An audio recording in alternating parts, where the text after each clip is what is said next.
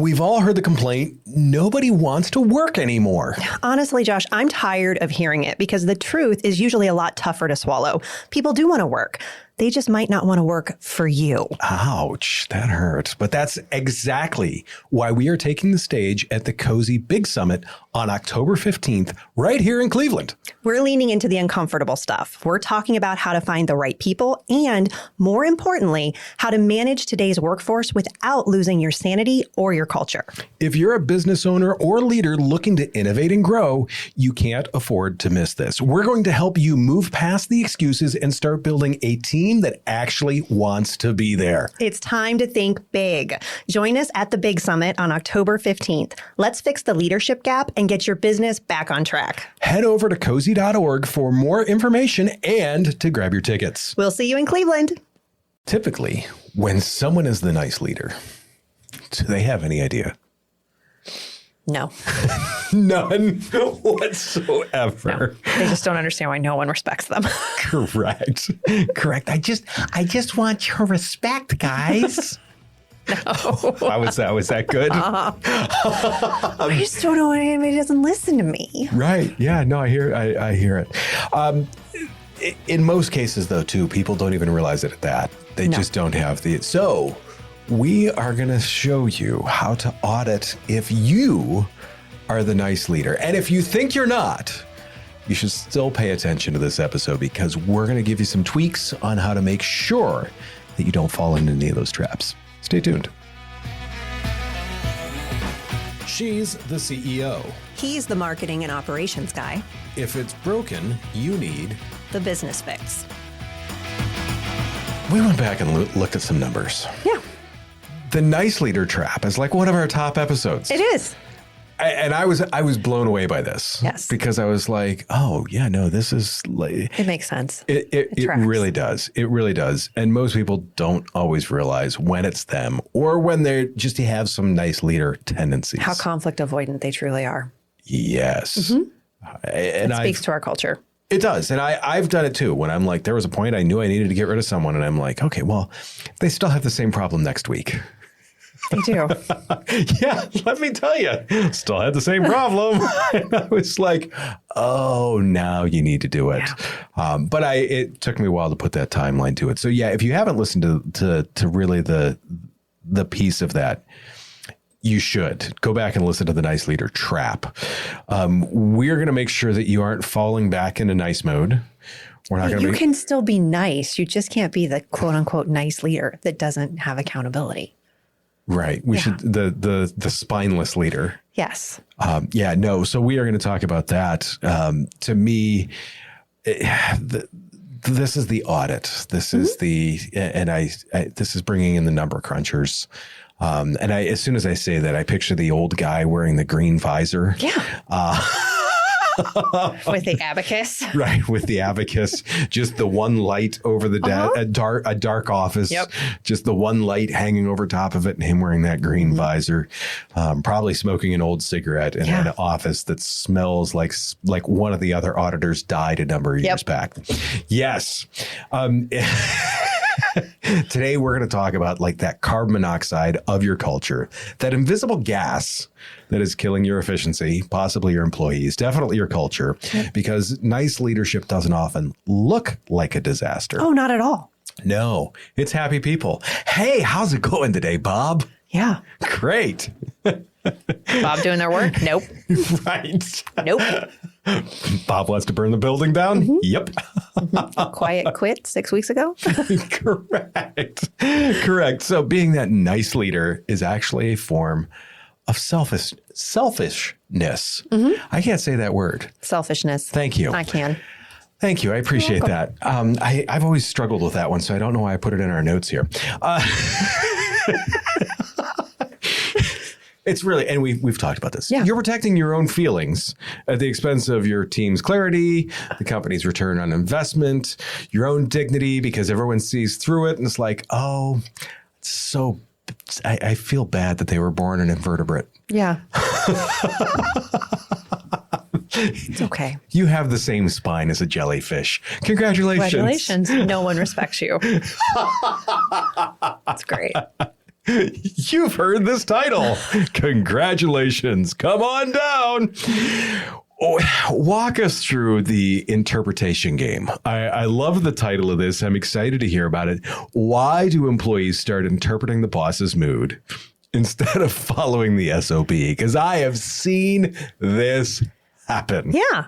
This is when the emotional environment becomes more important than the operational environment, right? Ooh. Yeah. That hurts me. I'm sure it does. That hurts me to hear. I'm sure it does, but it's true. And leaders rarely realize they're creating it. They do, because it starts really innocently. You know, a leader changes their mind depending on the stress, like what's going on in the organization. You know, everybody's stressed. Like, we just won't do that. They give vague feedback. You're doing okay. Thank you for doing a good job. What did I do a good job on? Right? Just, I feel like this pains you to say these even. It does. It does. Another one is they'll avoid those hard conversations. We talked about this in multiple episodes. Just, we don't want to give feedback. We don't want to feel icky because, you know, it might be uncomfortable to have a sweaty 10-minute conversation. So Bob is sitting at his desk with his feet up. Yes. Scrolling on his phone. Yes. And the phone is ringing. Right. The phone is ringing, and you make sure you don't walk down the aisle that Bob's cubicle is in. Yes. That way you don't have to deal with it. Exactly. Or sometimes a leader will say yes in the moment to avoid discomfort. We've all done that, right?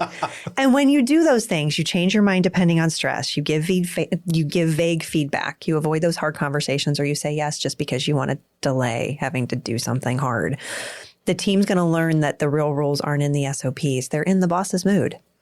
Ooh. Yeah. That sounds scary. It absolutely is. So we've got 3 C's. You know, we talked about the 3 C's of leadership: clarity, consistency, and care. Well, we convert these in the nice leader to clarity, consistency, and courage, because you're not going to care is not an excuse to wimp out on doing the hard things. So that's why we say courage. All right. So I feel, and now suddenly I'm thinking of the lion from the Wizard of Oz. Is that what you had in mind too? No, it's not. But is now? Don't be that lion. Okay. We're not going to be the cowardly lion. We're going to be courageous. So let's talk about clarity first. So when expectations are unclear, employees start trying to interpret emotion instead of process. And that's where the mood watch begins, right? If your team's checking with your assistant before they're bringing you bad news, like, how's Chrissy doing today? Is this a good time? Should we wait until tomorrow? You've accidentally trained emotional risk assessment into the culture. So you don't want to do that. No. And then there's consistency. And this is exhausting for teams because now instead of following the machine, you're trying to manage reaction, stress, unpredictability. And because you want to be the nice leader, you are consistent at avoiding anything difficult. Right. And that creates anxiety. People are going to stop focusing on work, on customer and process, and they're really going to start focusing on emotional survival. And because you're avoiding having a hard conversation, it's this cycle. It doesn't get better. I don't know why I keep jumping to these analogies, but as soon as you said emotional survival, yeah, I think of like suddenly your workplace is the worst game of Survivor. Well, it is, because I don't want to disappoint anybody and they don't want to bring me any hard information because they're either afraid I'm going to freak out or I'm just going to ignore it. Because that's the other part. If you're a pendulum in your business emotionally, you're not. That's not the nice leader trap, but that just makes it difficult for your employees to deal with you. So, and then courage. I know we usually say care is the last C of leadership, but when it comes to nice leaders, we change it to courage because their care can become an excuse to not have to have a hard conversation. So nice leaders can create friction, avoidance, and eventually lead to destabilization and chaos because they avoid the directness. They think, I'm being flexible and I'm being understanding, right? And what employees actually experience is inconsistency, and inconsistent leadership creates hyper-vigilant teams. Yeah, they're trying to manage you instead of the work. Exactly. So, I mean, as a personal reflection, I've had moments as a leader where I've realized people were trying to interpret my emotional state instead of simply bringing me an issue. We don't want to stress her out. That's a culture signal. Cressy's having a bad day. Having a bad day. We're going to work from home. Or not that bad. Or we don't know how she is going to react in a way that is going to because when I am in reaction mode, I will make very precise decisions and they may not be ready for those precise decisions. So we'll just avoid. I have the opposite issue of the nice leader trap. I tend to do surgery. Chrissy turns into Josh when she's upset. But I mean, if they're not bringing you the issue, that's a culture signal. Yes. Right? Because healthy organizations run on process, unhealthy ones run on mood. And if you're always like, no one respects me, I mean, if your team has to read your emotions to understand the rules, the culture's already unstable. And I mean, we talk about it being a nice leader, but I don't think you're not being nice when you're not being direct about the business, when you're avoiding the uncomfortable conversations. So your culture isn't what's printed on a poster in your lobby. It's what your team does when you aren't in the room. And for larger organizations, that culture is usually the first thing to fracture during high growth. If your mission statement feels like a ghost town, you have a culture problem. That's where the Business Fix on the road can help. We help leaders fix the people stuff so they can get back to the business stuff. From keynotes to culture consulting, we bring practical, fluff-free strategies to your leadership team that drive real clarity, accountability, and results. Stop managing by hope. Book us for your next event, conference, or team meeting at businessfixpodcast.com. Makes sense. Yeah. What I feel like there's a sublet that we need to go on to here in terms of like gossip culture, because when you see that develops out of something. Gossip culture isn't there on its own. It's a symptom of something. No. What makes that? So I will say that gossip is usually unresolved truth looking for someplace to land. Ooh. Yeah. I feel like, once again, that needs to be another Chrissy needlepoint thing. It probably could be. And I really like that one too, because there is always a little bit of truth in what's going on. And I think it's easy to say that it's gossip, but a lot of times it is. It's unresolved truth that doesn't have a space to live yet. So I don't think that gossip culture starts with bad people. I think that gossip culture usually starts with unresolved leadership.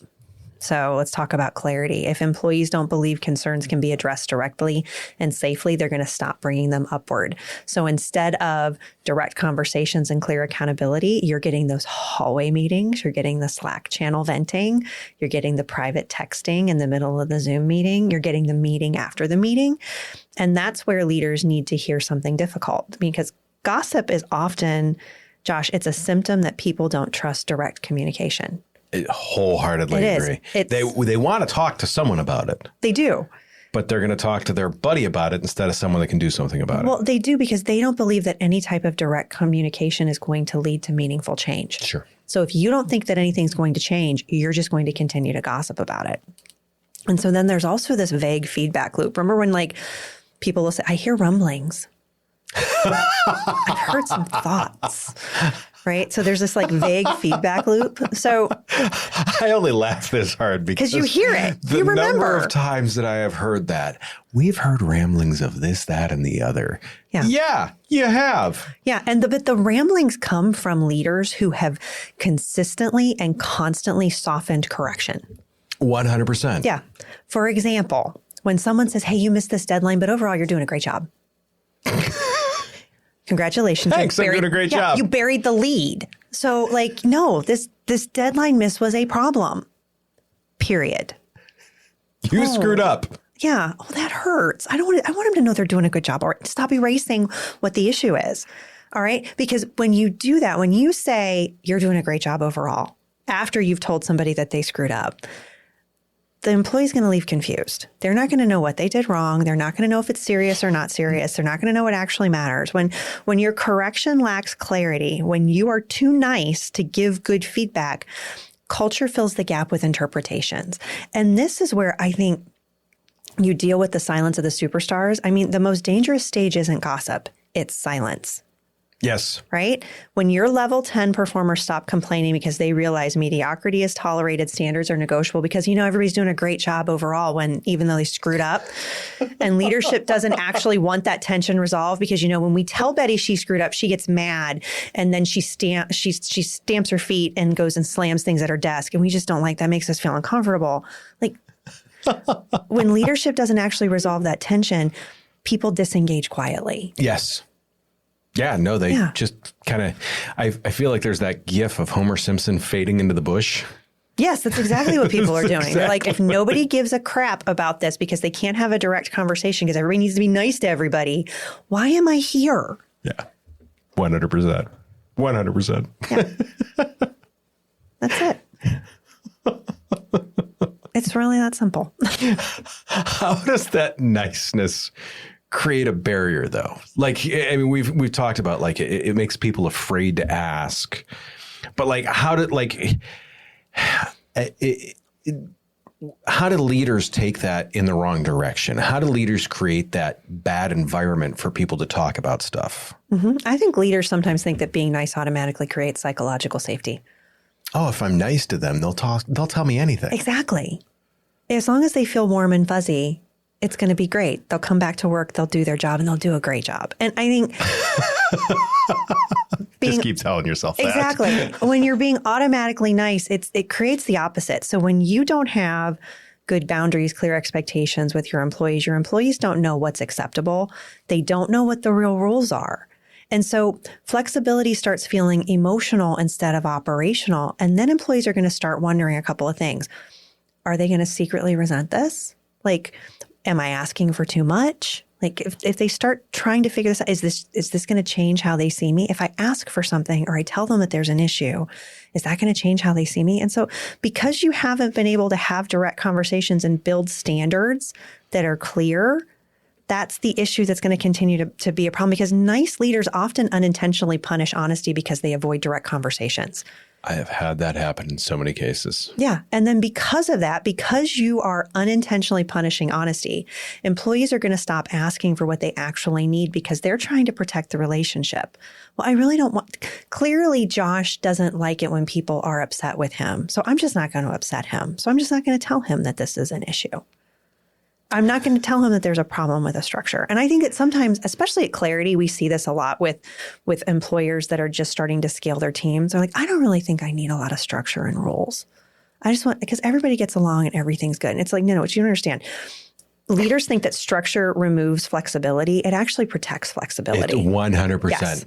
And yes. Clear boundaries, clear rules and expectations, they create fairness, and fairness creates trust, and trust makes honest conversations possible. So here's a hidden irony, which I know you're not going to say is hidden at all.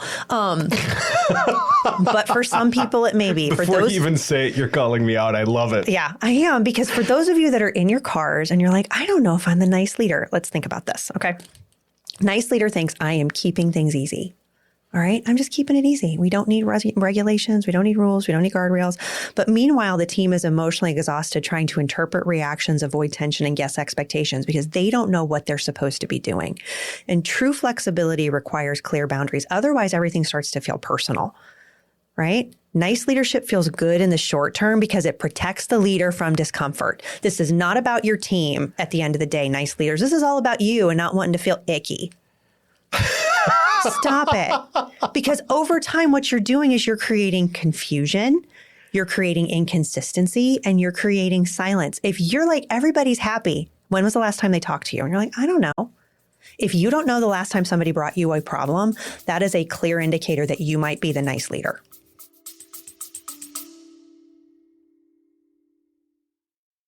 Let's be honest. You did not start your business so you could spend your days buried in HR paperwork or Googling how to handle employee drama. That's why I started Clarity HR. We're your fractional HR team giving you real people, real support, and real solutions. Whether it's compliance headaches, hiring struggles, or just needing someone to take the people stuff off your plate, we've got your back. So if you're ready to stop using duct tape and hope as your HR strategy and finally get some peace of mind, head over to clarityhr.com. That's clarityhr.com. Simple, clear, and here to help. I'll give you a few seconds to go to the website while we get ready to get back to the show.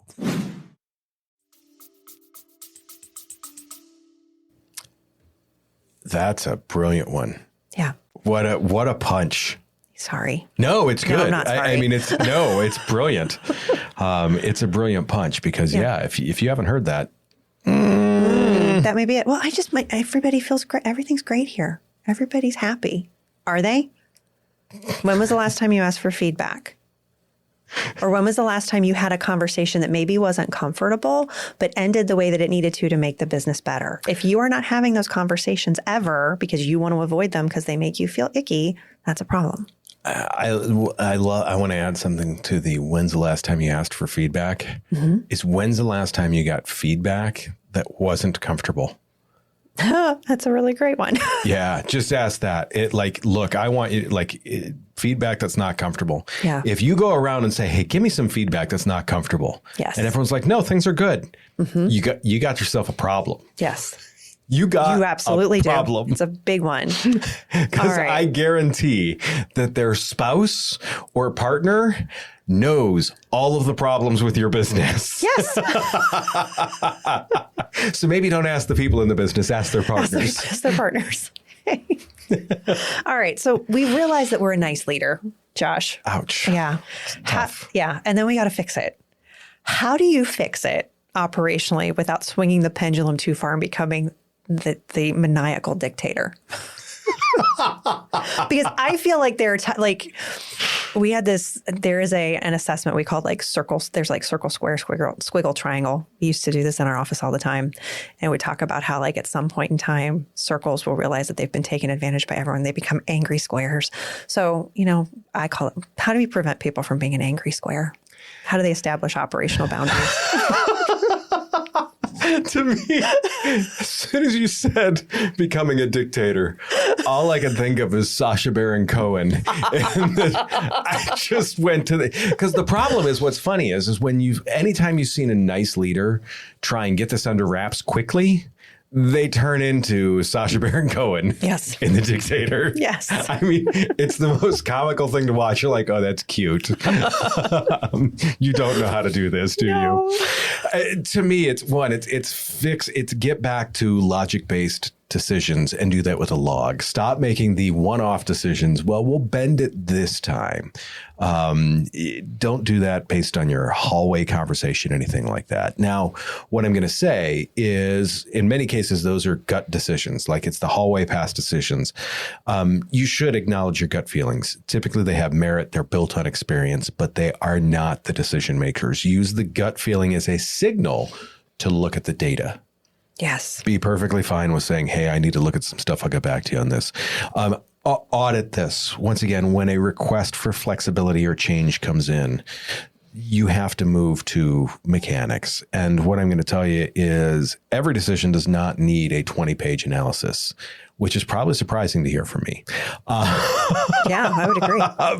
But what I am going to say is you need to take a quick pause before you blurt out an answer. 10 to 15 seconds can make a massive difference in clarity in decision making, because too many times we make that quick decision just to be nice or helpful in the moment. Hey, boss, can I do this? Now you can make your decision. If you just give them the yes or no right off the bat, probably you're making the wrong decision. Look at the data. Whenever you can, look at data. Hard data.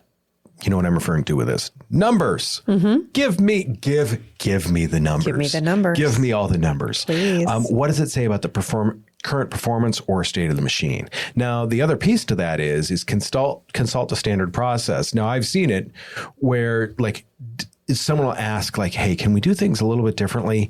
Does this align with the fundamental logic of how we normally do things?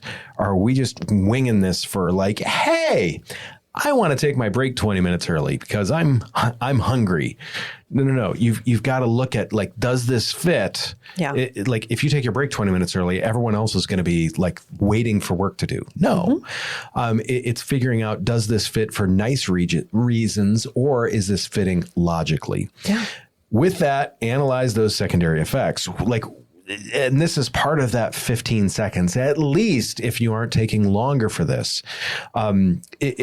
If it's no good to save 5 tokens for person A, mm-hmm. if it's going to cost you 10, 15, 20 tokens in another spot. Yeah. And I see it all of the time. Hey, boss, can I just skip this part? I mean, it's not necessary. Meanwhile, Betty in accounting is ready to come over and burn the entire sales floor to the ground. Yes. Because now she has 4 hours extra work because you didn't check that one box. Nope. Didn't follow any process. Correct. Just threw her crap over the wall. giant bucket Yep. without the bucket. Yes. The other thing is I always say verify the decision boundary. Does this request fall into a zone where the employee they already have autonomy? If they already have autonomy on this, you've given them that, you've made it clear that they have this, and they're asking, you got a nice leader problem. Mm-hmm. You're trying to defend boundary using data, not a mood. And if they need to ask you, even though they have the data and they've been told they can do it, they're trying to figure out, is this going to make Josh happy? Guess what? You're the nice leader.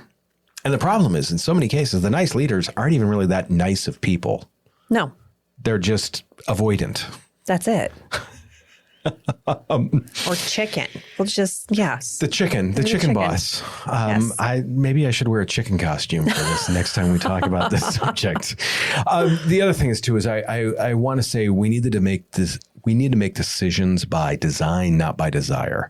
The process is the filter. You aren't being a mean boss by saying no. The process is why we're doing it this way. We know the process. You wanting to take a shortcut isn't being mean. It's saying like, look, this is the process. Mm-hmm. The data is the secondary filter. If you run the data, run the information, and run it all through the established process, that is going to give you a decision on like, hey, can I do this? Can I not do this?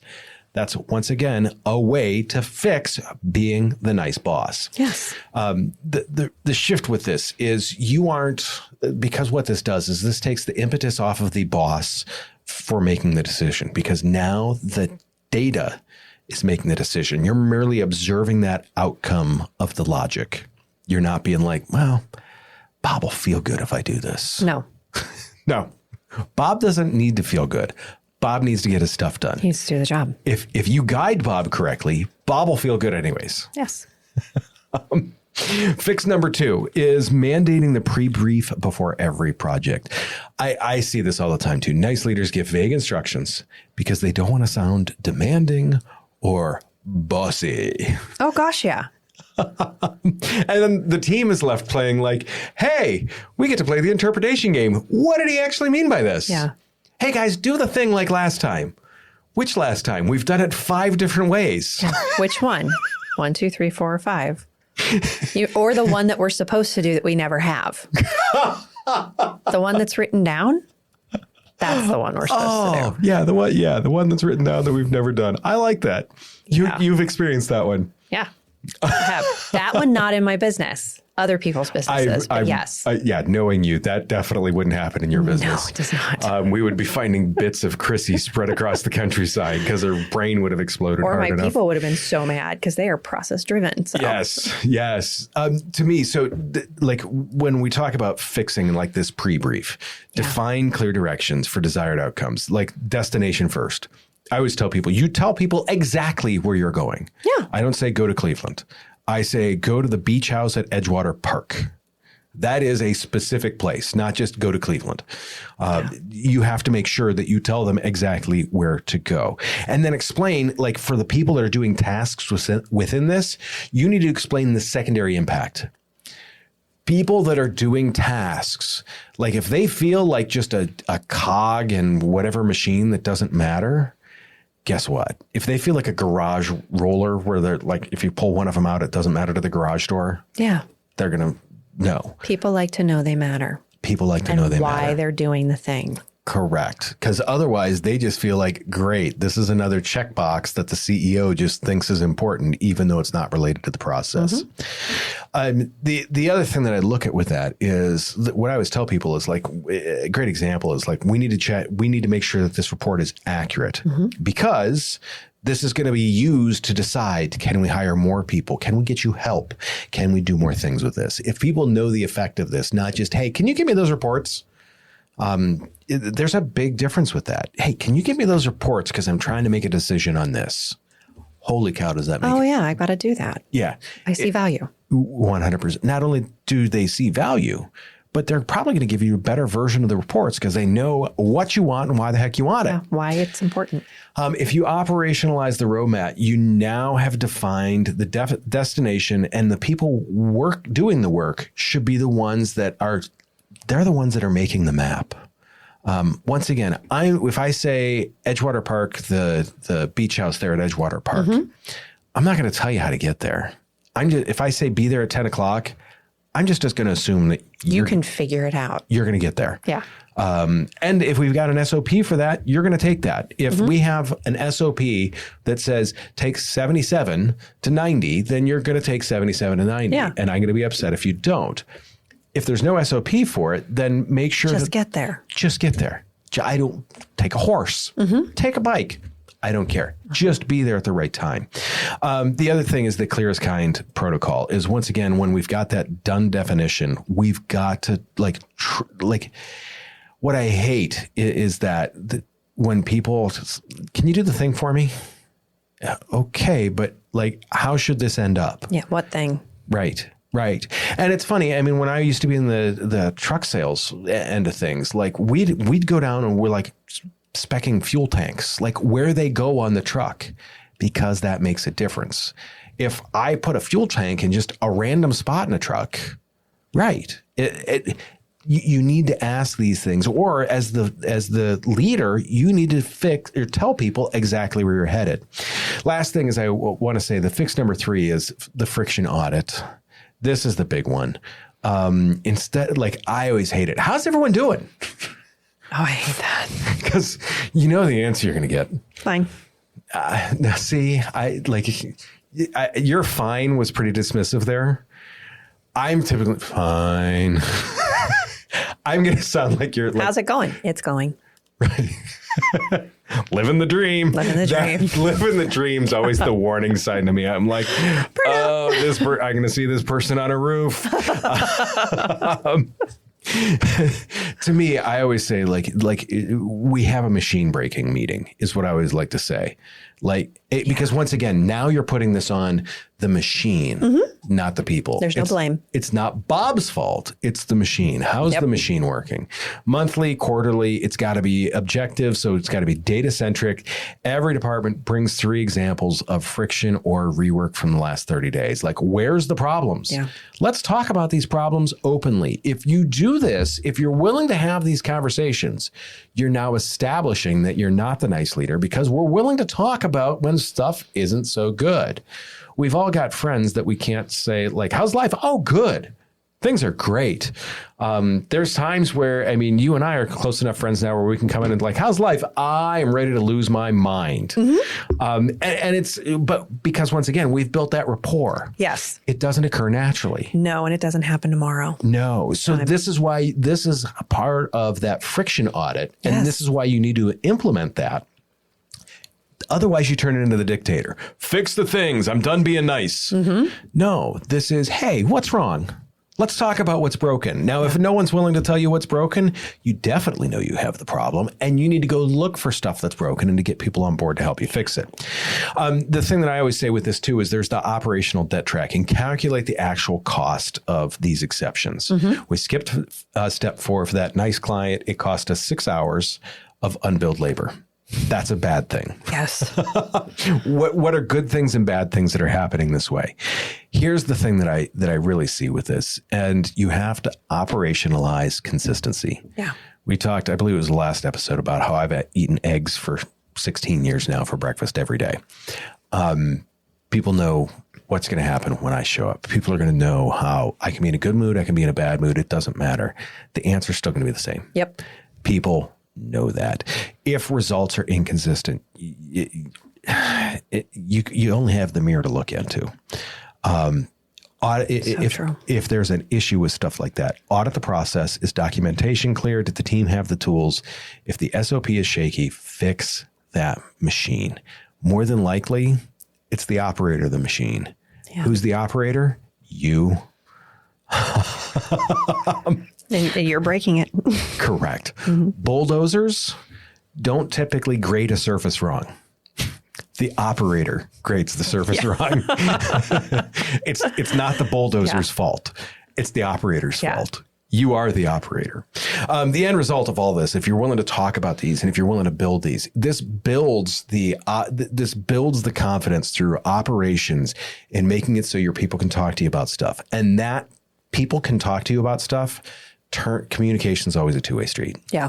if they can finally talk to you, that's what you have to work on. If they can finally talk to you, then you can have the direct conversations with them.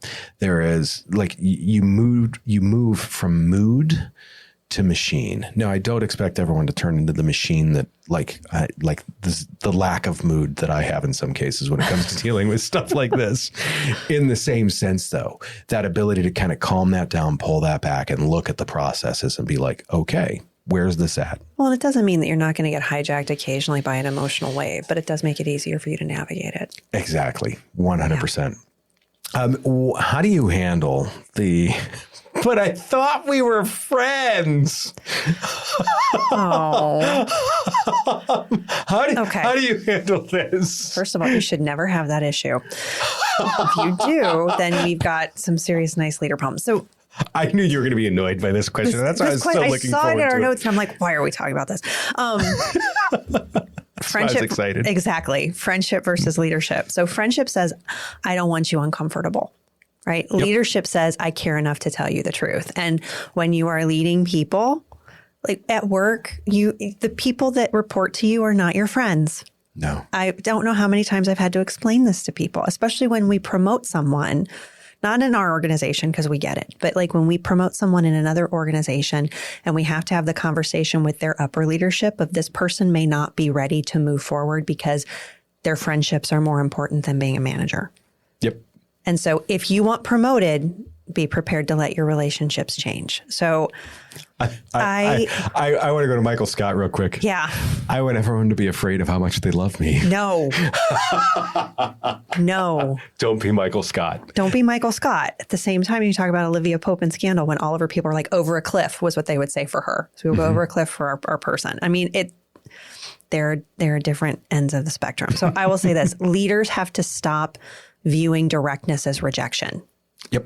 Clear feedback is not cruelty. It's respectful to the people that you're working with. And if one honest conversation completely changes your relationship, the relationship was probably built more on comfort than it was on trust. Yeah. So and that's your fault. You did it wrong. Yeah. I thought we were friends. We were never friends. That's when somebody ever says that to me in a leadership situation, I'm like, no, we were never friends. Right. They're never going to say that. They're never going to say that. We have rapport. We have healthy respect. But it's why I don't have friends. I mean, I know there's a lot of reasons why I don't have friends, but it makes it easier. Yeah.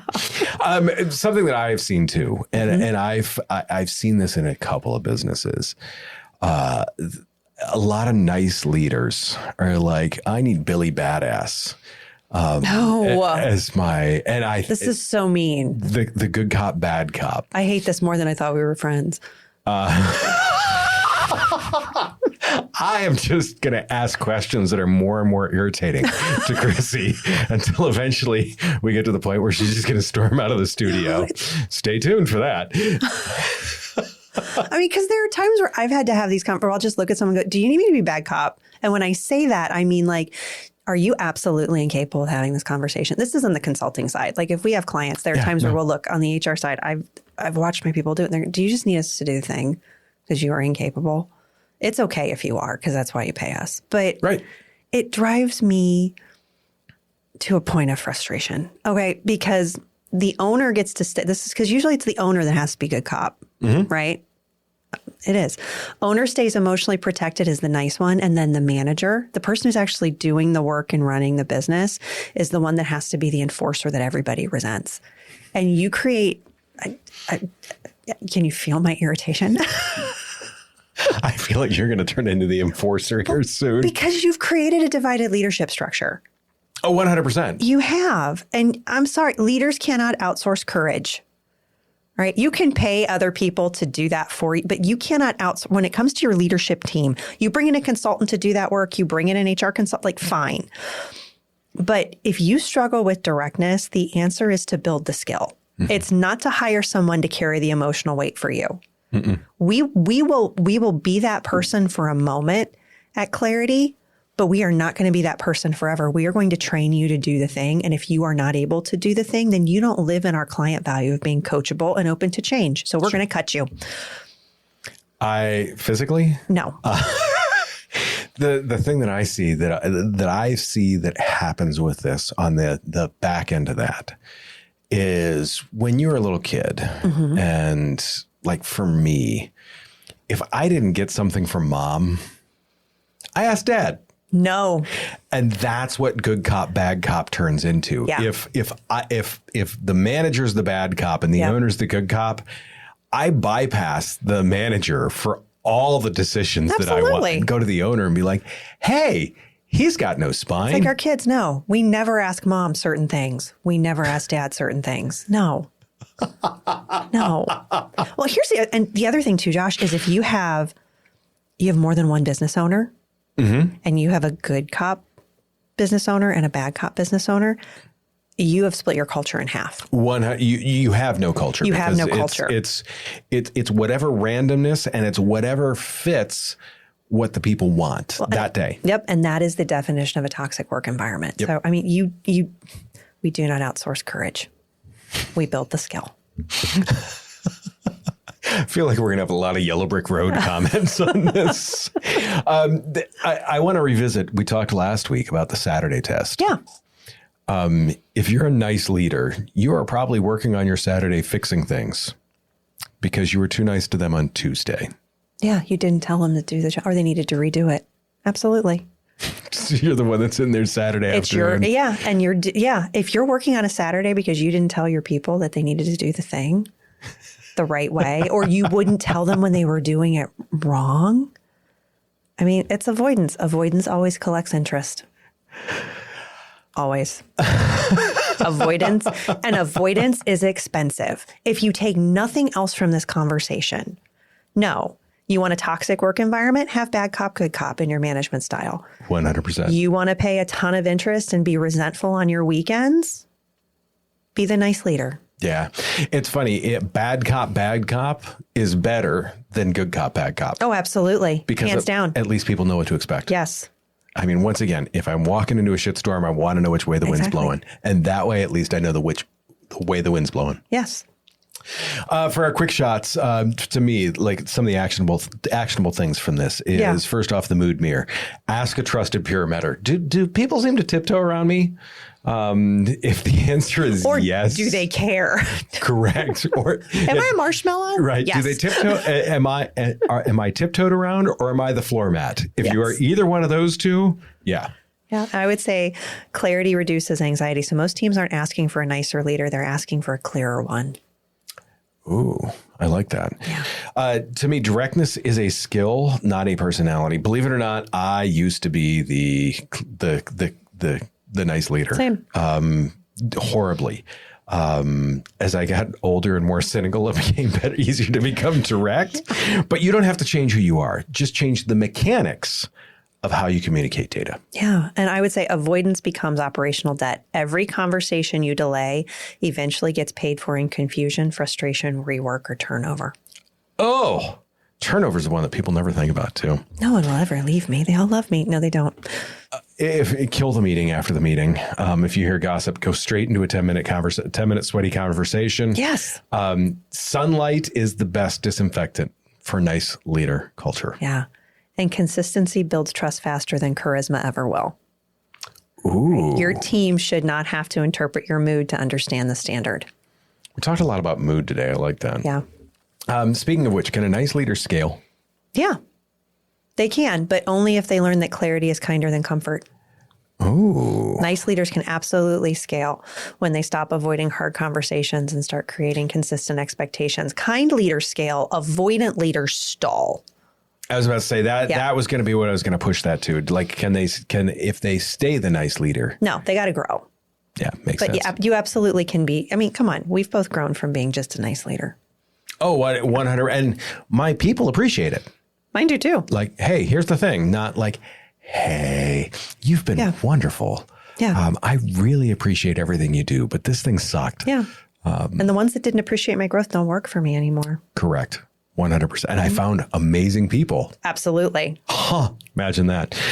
What is the difference between vulnerability and oversharing? This one is amazing. Vulnerability builds connection and trust. Okay. Oversharing transfers your emotional weight onto your team. Mm-hmm. So it's a really simple question. to ask yourself. Is this helping the team feel informed and connected or responsible for managing me emotionally? Because if they're feeling informed and connected, I'm doing my job. If this is just about me being able to feel better because I need to unload something to somebody else, that's not good. Leaders need to be human, but they do not need to be emotionally unmanaged. I agree. And the bar that I have kind of used is, for me, they should know my hobbies. They should know what I do. Yeah. They shouldn't necessarily know what I'm dealing with. Exactly. Agreed. That is they should know things about me. They should, everyone around me knows I ride motorcycles. Exactly. I love my motorcycles. Great. They don't know what I'm dealing with. No. And that's perfectly fine. Gripes should usually go up, not go down. Yeah. Question for you. Yeah. Is there ever a time when being clear is not the right operational move? This is one of those things where to me, there's degrees of this. Yeah. You can be clear. You can be direct. I have a tendency to err a little bit too much on those in some cases, and too matter-of-factly. You still need to make sure that you are clear and direct. You just have to make sure it's delivered tactfully. Yeah, don't ensue panic. Right. Tactfully is the area that, believe it or not, I sometimes have a difficult time with. I'm shocked. Absolutely shocked. Can't believe it. See, you learned something today, Chrissy. To everyone out there, thank you for tuning in. We appreciate it. Once again, hit the businessfixpodcast.com. We'd love to get your feedback, love to get information from you there. That all being said, do us a favor, take care of yourself. If you can, take care of someone else too. We will see you very, very soon.